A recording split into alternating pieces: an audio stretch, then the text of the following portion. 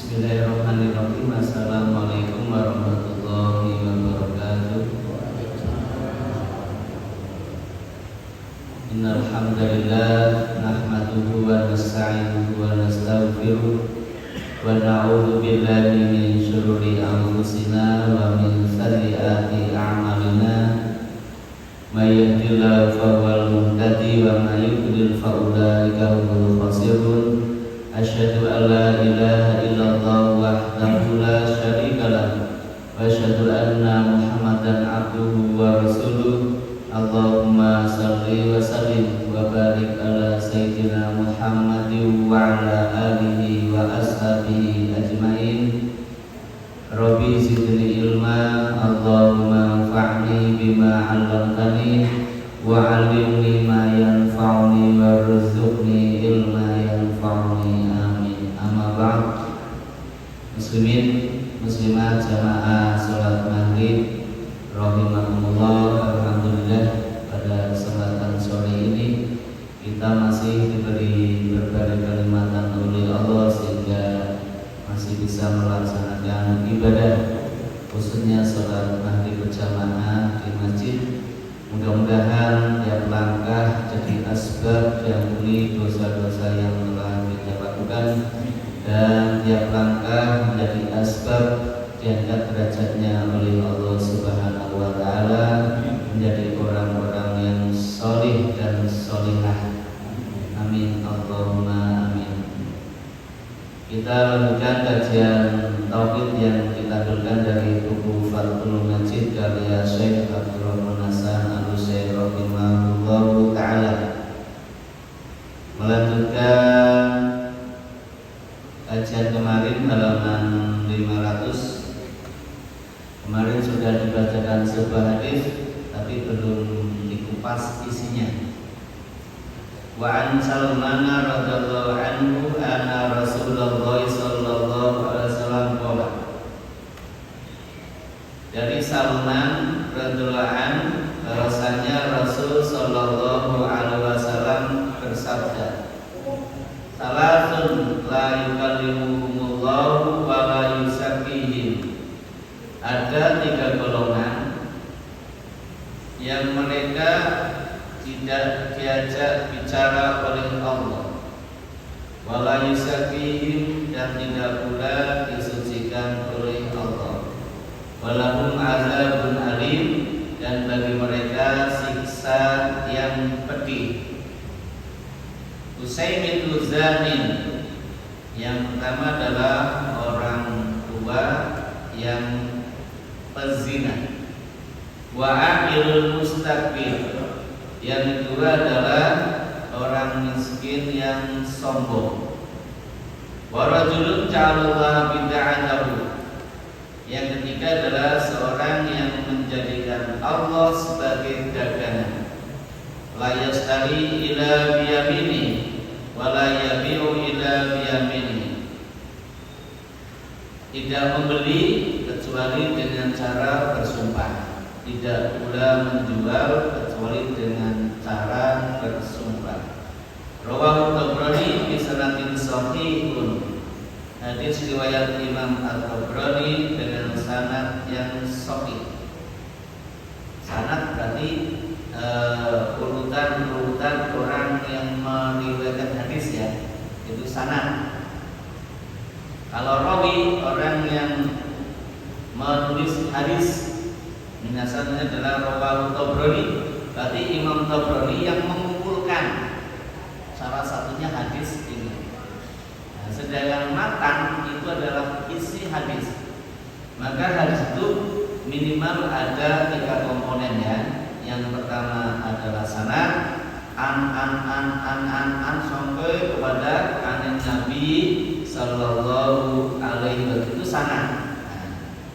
Nah, menurut Imam Tabrani sanad adalah sahih, sanadnya adalah sahih. Yang kedua adalah matannya. Matan berarti isi sabda Nabi, itu namanya matan hadis. Apa tadi? Yaitu 3 golongan yang Allah tidak akan berbicara kepada mereka, tidak akan membersihkannya, dan tidak akan dan bagi mereka siksa yang pedih, yaitu mata. Rawi adalah Imam At-Tabrani. Wa Salman al-Allahu Salman al-Farisi Abu Ubaidah. Yang dimaksud dengan Salman siapa? Adalah Salman al-Farisi Abu Ubaidah. Aslama muqaddimun Nabi sallallahu alaihi wasallam min al-Madinah. Dia masuk Islam, berjumpa dengan Nabi sallallahu alaihi wasallam di Madinah. Wa syahidal Khandaq, dan beliau pernah mengikuti perang yang namanya perang Khandaq atau perang Ahzab. Perang Khandaq atau perang Ahzab. Ruwiyanhu diriwayatkan Abu Utsman An-Nahdi wa Sarbihu bi Samit wa ghairihuma, dan juga diriwayatkan oleh Abu Utsman An-Nahdi dan Sarbil bin Samit dan yang lainnya. Berarti yang meriwayatkan itu tidak hanya Imam Al-Tabrani, ada beberapa perawi. Tetapi mu'alif mengambil sanadnya, rawinya dari Imam At-Tabrani, gitu ya.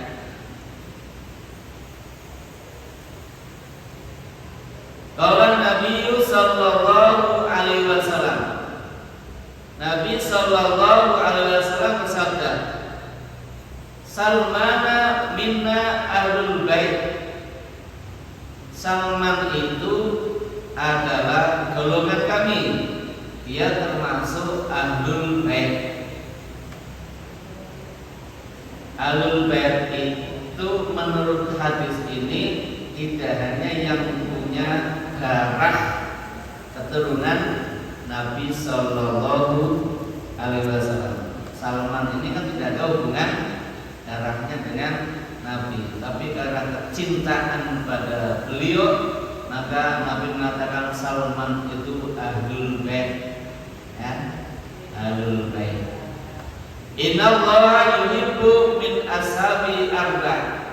Kata Nabi sallallahu, sesungguhnya Allah Subhanahu wa taala mencintai sebagian dari sahabatku yang jumlahnya ada 4 orang sahabat yang Allah cintai.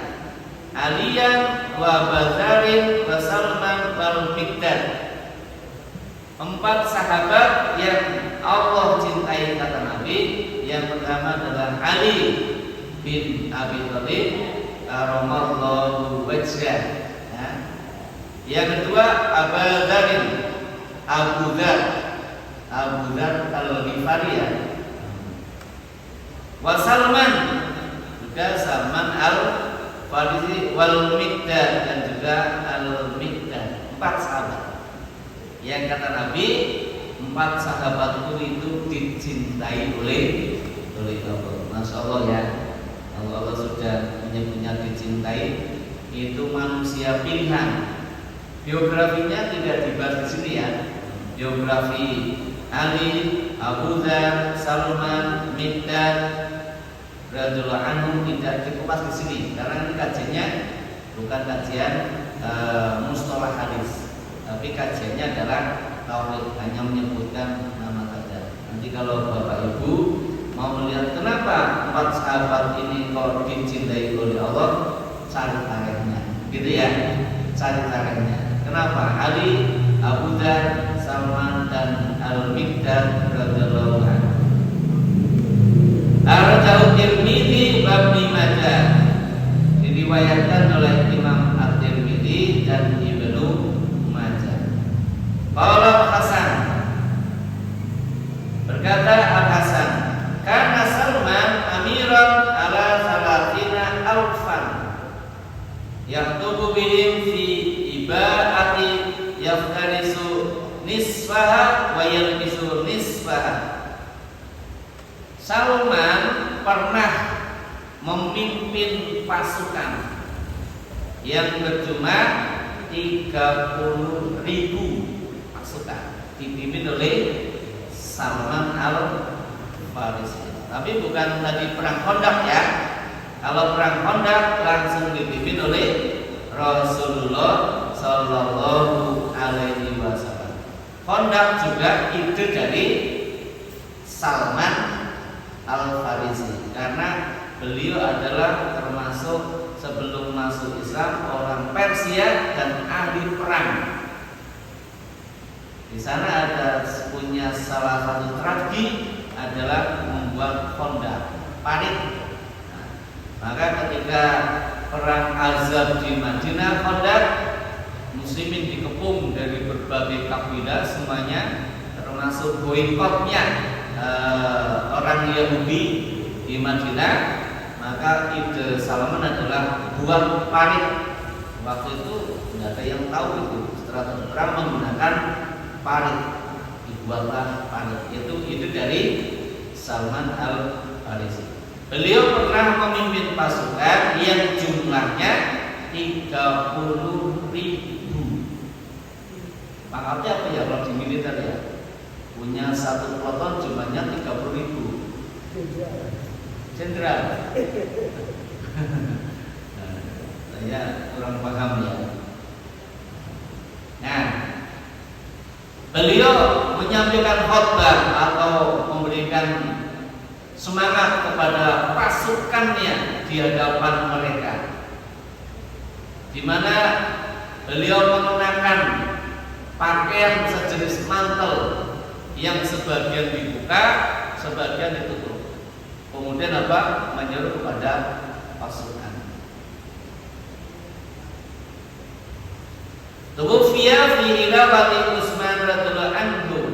Beliau wafat pada masa kekhalifahan Utsman bin Affan radhiyallahu anhu. Qala Abu Ubaidah sanata sittu wa salafina, yaitu pada tahun 36 Hijriah. Pada tahun 36 Hijriah beliau menurut Abu Ubaidah. Antara sumyatin wa khamsina sana. Di sini kok usianya cukup banyak ya. Salah sumi'ah wa khamsina, 350 tahun ya. Allah alam ya, bisa baca ya. Usianya sampai 300. Allah alam ya. Wa yakamilu an Salman bin Amir bin Aus al-Ghabi. Ada juga yang mengatakan bukan Salman Al Farisi dia, tetapi Salman bin Amir bin Aus al-Ghabi.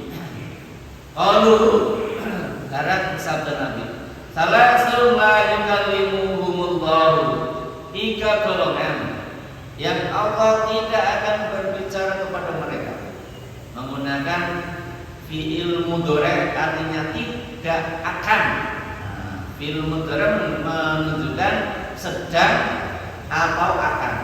Ini kan pada hari kiamat ya. Berarti apa? Akan, bukan sedang. 3 golongan yang Allah tidak akan berbicara kepada mereka. Di sini ada footnote-nya ya. Fi Qurratul Uyun, dalam kitab Qurratul Uyun jelaskan hadza wa'idun syadidun fi haqqihim. Ancamannya keras ya. Ini ancamannya keras kepada mereka.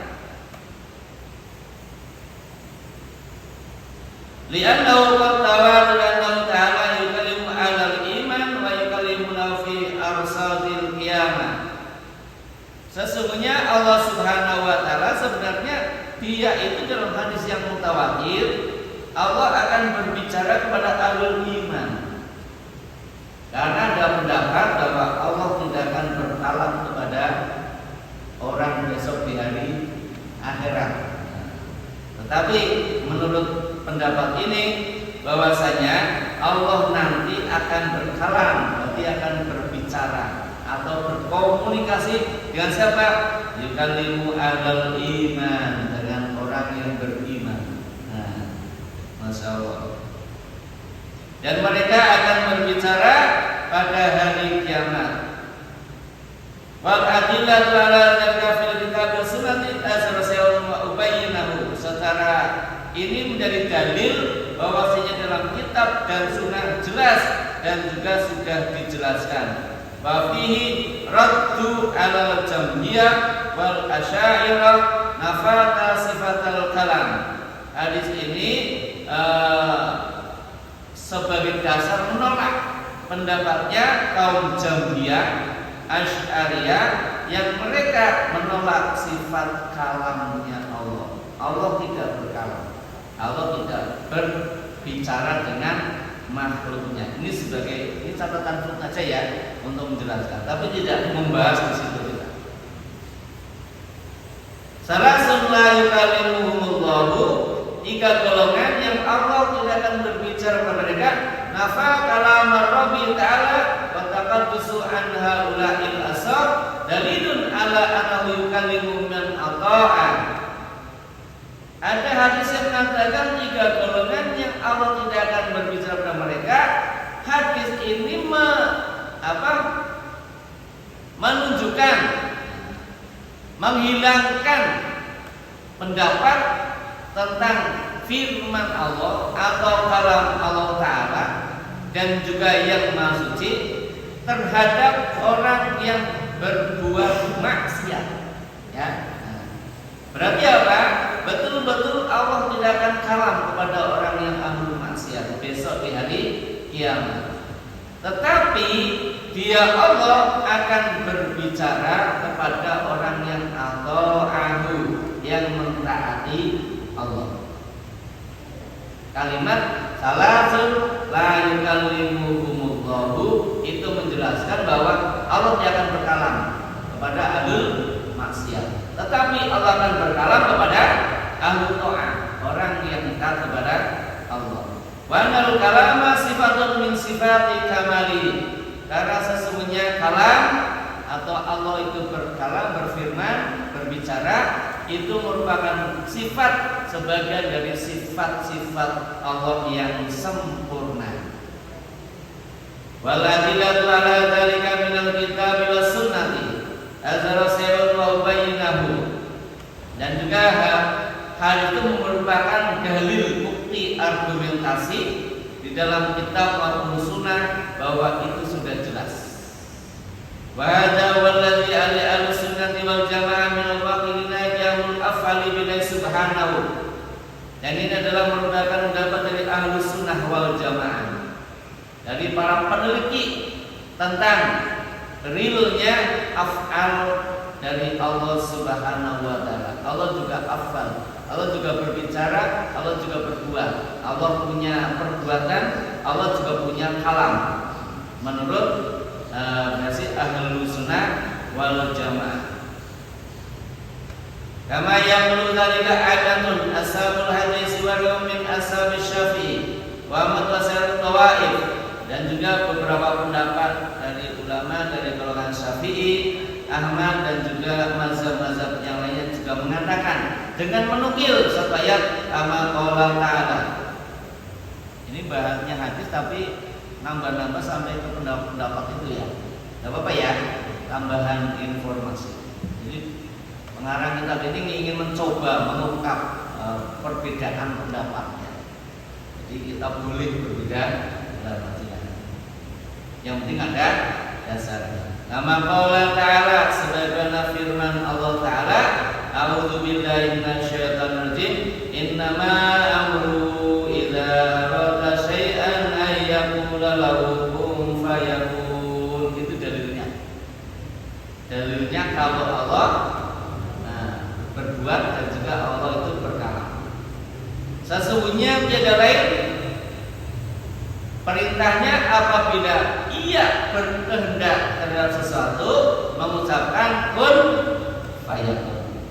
Apabila Allah berkehendak hanya mengucapkan kun, jadilah fayakun, maka ia jadi. Hanya mengucapkan itu Allah ketika beriroda atau berkehendak. Fata bil hurufid dalali alal istiqbali wal afalid dalali alal hali wal istiqbali aidon wa dzalika fil Qur'ani katsir. Ayat itu menggunakan menunjukkan pada istiqbal yang akan terjadi. Kun fayakun. Maka Allah tidak mengucapkan kun fayakun akan terjadi. Dan juga perbuatan yang menunjukkan real, perbuatan yang menunjukkan kepada terlaksananya dari istiqbal yang akan terjadi. Dan di dalam Al-Quran ini cukup banyak. Lanjut. Qala Syekhul Islam Ibnu Taimiyah radhiyallahu anhu, berkata Syekhul Islam Ibnu Taimiyah, fa idza qalu lana ya'ni an-nafata, ini masih cerita perdebatan tentang Allah itu punya sifat kalam apa tidak. Kalam itu memang Allah sendiri atau dia makhluk ya. Ini kalau diperpanjang sampai jauh besar, nggak selesai sampai hari ini perdebatan itu ya. Sampai saya baca saja ya, menambah pengalaman kita. Maka apabila mereka mengatakan tidak ada kalam Allah, Allah tidak berfirman, Allah tidak berfirman bagaimana? Padahal yasiman takunal hawaditsul qaimatan bi qulna wa man antara hadza qablakum minas salafil wal a'imah. Kalau Allah tidak berfirman tentang yang hadis yang baru maupun yang lama, maka bagaimana orang-orang salaf dulu itu mengingkari semuanya? Wa nusul Qur'ani wa sunnati tadullu dzalika ma salil aqli. Padahal di dalam nas Al-Quran maupun Sunnah meliputi hal itu. Bukankah Allah berkalam dalam Al-Quran? Gitu ya. Bukankah Allah berbuat di dalam Al-Quran juga dijelaskan hal itu? Faqad yuradu bil iradu wal fa'il. Wallahu ta'ala munazzilu an dzalika. Allah itu Maha Suci. Allah itu Maha benar. Maksudnya apa? Perbedaan ini gini. Kalau saya ceritakan singkat, Allah ya, Allah punya sifat yang namanya kalam, berfirman. Maka pertanyaannya, kalam itu zatnya Allah atau kalam itu adalah di luar zatnya Allah? Perbedaannya di situ, pemahamannya. Maka kalau tadi disampaikan ada kaum Jahmiyah, Asy'ariyah dan lain sebagainya, tidak. Kalau Allah berkalam, punya sifat kalam, berarti Allah itu punya makhluk. Nah, yang namanya kalam yang dia ucapkan itu adalah makhluk. Karena selain Allah itu adalah makhluk. Tetapi kalau menurut versinya Ahlussunnah wal Jamaah itu adalah melekat sebagai sifat, tidak bisa dipisahkannya. Ini perdebatan mereka sampai ke sana. Ini biasanya para intelektual muslim ya, debat itu ramai. Kita nggak usah lari ke sana ya. Kalau saya punya ini sifat dari Allah ya, dari Allah Subhanahu wa Ta'ala. Nggak usah debat itu makhluk apa bukan? Ya, kalau bicara itu makhluk atau bukan, nggak urusan kita lah. Tidak usah urusan kita. Menurut saya, untuk kalangan kita yang awam nggak usah ngurusin yang kayak gitu ya. Yang penting kita ada dalil, kita beri yang betul, ya nggak usah pakai pikiran yang terlalu jauh ke sana. Walakin yakumi ma yasha'u min kalamihi wa faribana min dzalik. Akan tetapi Allah itu berbuat atau af'al itu apa yang Dia kehendaki oleh Allah Subhanahu wa Ta'ala. Wa nawu dzalika mimma dalla alaihi kitab sunnah. Dijelaskan dalam Al-Quran maupun As-Sunnah ya. Kalau Allah berkalam, Allah berbicara, Allah berbuat gitu. Tapi yang dari perdebatan, kalam itu Allah sendiri atau dia makhluk. Nah, af'alnya Allah itu adalah makhluk atau memang Allah sendiri. Ini kalau aliran kayak gini tuh kita harus banyak dulu ya. Akidah depan. Kalau nanti langsung kayak gini berbahaya ya.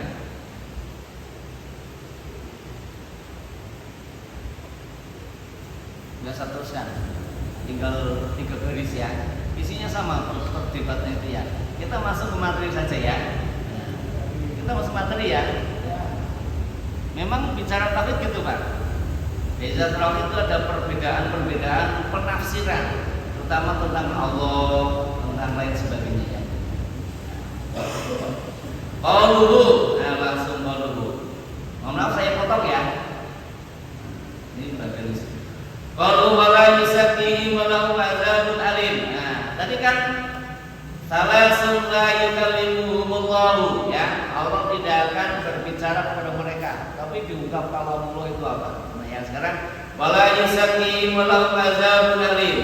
Tiga golongan itu tidak pula Allah akan bersihkan, tidak akan disucikan. Walau azabun alim, bagi mereka siksa yang pedih. Kenapa? Lima dzulbihim azimat uqubatihim. Kenapa? Karena saking besarnya dosa mereka. Tiga hal ini adalah termasuk saking besarnya. Saking besarnya dosa mereka sehingga hukumannya juga besar.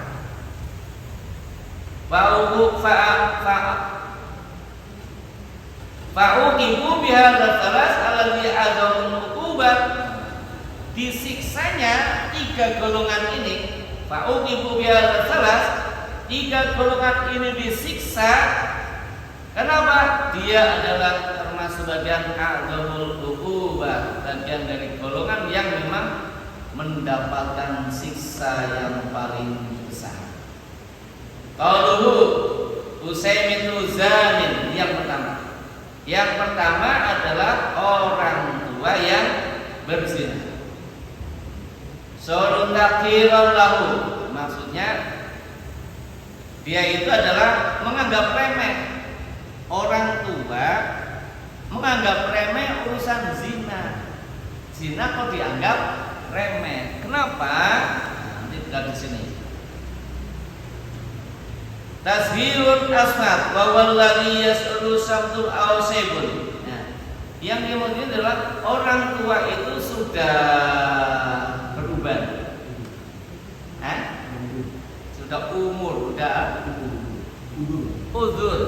Uzur itu apa maksudnya? Uzur apanya maksudnya ini? Umurnya wis tua, usianya sudah lanjut, rambutnya sudah berubah, tapi dia meremehkan perbuatan dosa, gitu maksudnya ya. Nah, bukan uzur. Nanti uzur lain artinya ya. Coba lihat tafsiran di sini ya. Wa dzalika bi anna al-masiyata dhafun fi haqqihi. Nah, dalam usia yang lanjut dan dia sudah berubah, hal itu menunjukkan bahwa ajakan untuk berbuat maksiat itu lemah. Fadalla ala anal hamidalahu ala zina. Hadis itu menunjukkan bahwasanya dia itu senang berbuat zina. Orang sudah tua, sudah berubah, tidak ada dorongan untuk berbuat maksiat gitu. Tetapi dia lakukan karena apa? Annal hamidalahu ala zina, itu yang dimaksud. Memang dia cenderung dengan perbuatan zina. Jangan sampai salah tafsir ya. Misalkan ada orang tua berzina, satu lagi orang tua berzina, hati-hati hukumnya ya. Dilihat faktanya. Kalau yang satu memang tidak, mungkin baru sekali ya, baru sekali. Tapi ini apa?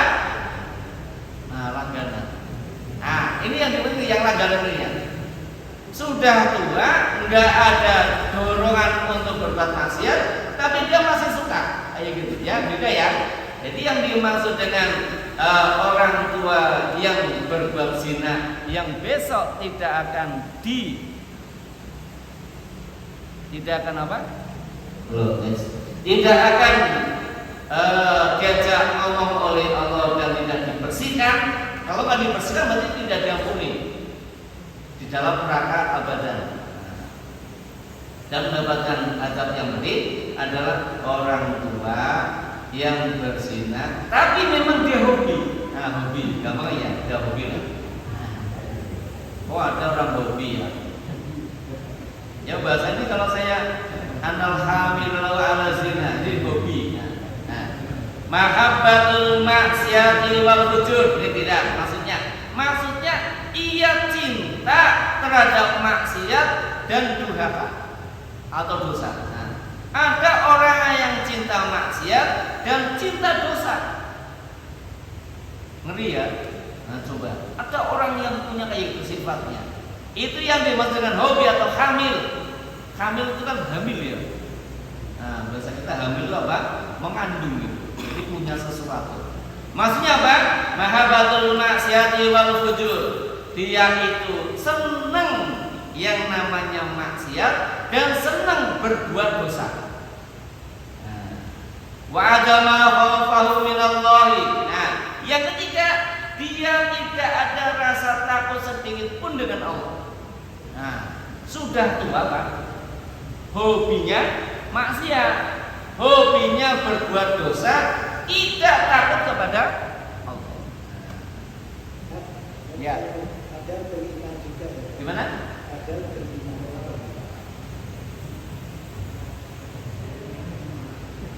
Beriman apa tidak? Tidak. Nah, tidak beriman. Mungkin sudah nulis langganan loh. Hobi ya. Ini loh, mahabbatul maksiati wal fujur. Orang itu cinta maksiat. Mukmin bukan? Bukan. Dan dia tidak takut dengan Allah, ya. Dia itu hilang rasa takutnya dengan Allah, enggak takut sama sekali. Mungkin tidak percaya adanya Allah. Wadafud da'i il masyati ma'afiqliha yujibu tahlil uqubah alaihi. Nah, lemahnya ajakan untuk berbuat maksiat tetapi ia lakukan. Itu loh maksudnya, ya. Orang tua, mohon maaf ya, orang tua itu syahwatnya makin kurang atau makin kencang? Kekuatannya lemah, dhafun, kata dhafun. Dhafun itu artinya lemah. Orang makin besar kan makin lemah ya. Iya apa enggak? Dulu waktu masih muda sama sekarang itu strong mana Pak? Ayo Pak, ayo, jujur ini. Strong dulu apa sekarang, Pak? Dulu waktu masih muda, Pak. Ibu juga sama, iya enggak Bu? Beda enggak dulu dengan sekarang? Nah itu maksudnya. Lemahnya dorongan untuk ke sana, tetapi ia lakukan untuk berbuat zina, maka wajib baginya adalah siksa yang menyakitkan. Bila bisyab, beda dengan pemuda, kata beliau. Bila bisyab, beda dengan sabab. Sabab itu apa? Pemuda. Beda dengan seorang pemuda. Kenapa? Masih nafsunya masih besar, tenaganya masih kuat. Beda dengan pemuda. Maka betul Pak ya, dulu waktu masih muda gini ya. Sekarang ini bicara fakta tapi ada dasarnya di sini. Makin tua kan kita makin strong, makin lemah, akhirnya lemah gitu ya. Orang yang sudah kayak gitu kok masih hobi berbuat zina. Dia suka kepada kemaksiatan dan suka kepada perbuatan dosa. Mana tadi? Bila bisa beda dengan waktu masih muda. Fa inna huwala ta'isha wa taminu qad taghlibu ma qafi min Allah. Kalau pemuda itu masih kuat. Dorongan untuk syahwatnya kuatun apa? Kuat. Syahwatnya masih kuat. Itu kalau siapa? Kalau syabun adalah seorang pemuda. Tetapi kadang-kadang dia pemuda melakukan perbuatan zina karena kuatnya syahwat untuk melakukan, kadang-kadang disertai dengan rasa takut kepada Allah. Beda ya. Sudah syahwatnya besar, kemudian dia lakukan, tetapi masih ada rasa takut kepada Allah. Yang tadi yang tua tidak, syahwatnya lemah, tapi dia sukai dan enggak ada rasa takut kepada Allah sama sekali. Beda nggak? Nah, pemahaman di sini ya. Wa qad yarju 'ala nafsil bil nizam. Nah, maka yang pemuda itu kadang-kadang akhirnya kembali menyesali dirinya. Loh, kok saya berbuat zina? Saya takut kepada Allah, saya berbuat dosa ini, ya. Tetapi orang yang tua tadi malah nggak ada rasa takut sama sekali. Sudah gitu diulangi lagi Pak. Karena apa? Dia mahabbah. Mahabbah artinya senang, cinta. Hamil, hobi. Udah hobi ya harus gitu ya.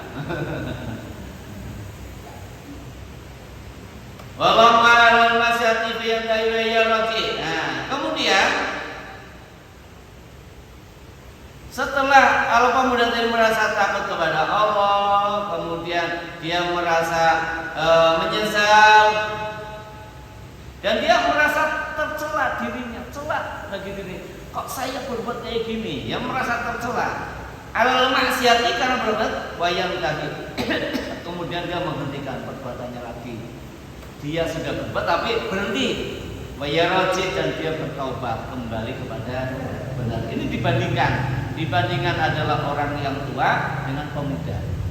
Yang tua itu sudah lanjut usia itu, tapi dia masih melakukannya karena dia memang hobi melakukan perbuatan itu dan tidak ada rasa takut kepada Allah. Beda dengan seorang pemuda yang masih strong, dia syahwatnya kuat, maka dia melakukan dosa itu, tetapi bersamaan itu dia merasa takut kepada Allah, menyesal, merasa rendah, merasa celak, kemudian bertobat kepada Allah Subhanahu wa taala.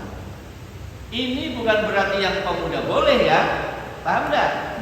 Ini Musani sedang membandingkan, bukan kita suruh milih pemuda ya. Itu sama-sama tidak boleh. Maksudnya hukumannya beda ya, hukumannya beda antara pemuda yang tadi dengan orang yang tua. Kamu sih paham ya? Jadi tafsirnya adalah orang itu sudah sampai tua, sudah lemah syahwatnya, tapi masih cinta berbuat dosa dan berbuat maksiat. Itulah yang termasuk salasun apa? 3 golongan. Bisa dipahami? Nah. Yang tidak hanya laki-laki, perempuan sama, ibu-ibu, bapak sama hukumnya ya. Wa kadzal a'ilul mustakbir laisa lahu ma yad'u ila kibri. Nah, begitu juga orang miskin yang sombong. Di mana orang sombong ini tidak ada ajakan untuk berbuat takabur. Li'anna da'i minal kibri fil ghalibi kasatil mal wa ni'amar yasa. Karena biasanya ajakan untuk berbuat takabur, sombong itu kan 3 hal. Hartanya banyak, nikmatnya banyak, dan punya jabatan. Biasanya hartanya banyak, kemudian banyak kenikmatan, dia punya jabatan, ada kecenderungan untuk sombong. Tetapi orang ini tidak ada itu. Tidak ada alasan untuk sombong. Ya, beliau gambarkan begitu juga orang miskin yang sombong. Sama seperti orang tua, sudah lemah, sudah berubah, sudah nggak punya kemampuan, tapi dia melakukan itu. Ya, paham ya sampai sini? Begitu juga orang yang miskin, dia sombong. Tidak ada yang bisa disombongkan untuk itu. Seperti biasanya sombong itu karena hartanya banyak. Harta banyak biasanya sombong, boleh nggak Pak? Ada yang disombongkan, ya enggak? Kenikmatannya banyak. Ada yang disombongkan nggak Bu? Ada kenikmatannya. Riasatnya jabatan pangkat. Punya pangkat, punya jabatan, sombong. Ada pantasnya enggak? Ada yang disombongkan itu. Nah, orang ini enggak punya harta, nikmatnya ya isinya rekoso gitu ya, dan enggak punya jabatan, tapi apa? Mustakbir, sombong. Nah, ada apa tidak? Ya kalau hadisnya ada berarti ya orangnya ada ya. Tidak mungkin Rasul menceritakan sesuatu yang fiktif ya, yang tidak ada. Wal a'il, ini mulai diceritakan. Wal a'il al faqir la ta'alau ila ayastakbar. Yang dinamakan a'il adalah orang yang fakir, yang tidak ada kemampuan atau dasar ajakan untuk berbuat sombong. Fastikbaruhu ma'adamitai ya dulu annal kibara tabi'atun lahu. Kesombongan yang ia lakukan padahal tidak ada alasan ajakan untuk bersombong, karena dia tidak punya harta, nggak punya kedudukan, nggak punya kegiatan. Itu menunjukkan apa? Annal kibar tabi'atun lahu. Ternyata dia sombong itu memang karena tabiat. Nah, kuncinya di situ, tabiat. Tabiat angel loh, Pak. Bayin. Waduh.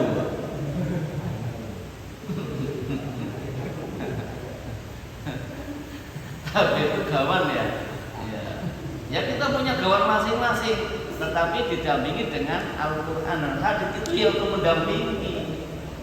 Kalau tabiatnya gitu, itu didampingi dengan Al-Quran hadis, tunduk kepada perintah Rasul, selesai. Tabiatnya hilang, ya, tabiatnya hilang Pak. Tapi kalau sudah gawan kayak gitu, ya, kemudian dia tidak mau mengkaji Al-Quran hadis, yo mungkin ini, ya, yang dimaksud adalah dia tabiatnya kayak gitu, tidak mau berubah tabiat. Kamin fi qalbi, memang ada di dalam hatinya, tersembunyi sana. Fa'adamat uqubatu liyadamin ta'ila hadil khalq ila khuluqiz zamimi lahi wa min akbaril ma'asi. Nah, besarnya hukuman bagi dia, ya, bagi siapa? Orang miskin yang sombong karena tidak ada bahan untuk disombongkan. Apa maksudnya? Dia tidak ada ajakan untuk bersombong ya. Nah, kenapa dia dihukum dengan hukuman yang berat? Karena tidak ada lagi ya. Karena dia tidak ada apa namanya ya, sebab yang menyebabkan dia bisa sombong, tetapi dia malah berbuat sombong. Maka dia tidak sampai, maka dia sampai kepada akhlak yang rendah, yang itu termasuk daripada dosa yang akbarul ma'asih, termasuk kemaksiatan yang besar. Nomor 2.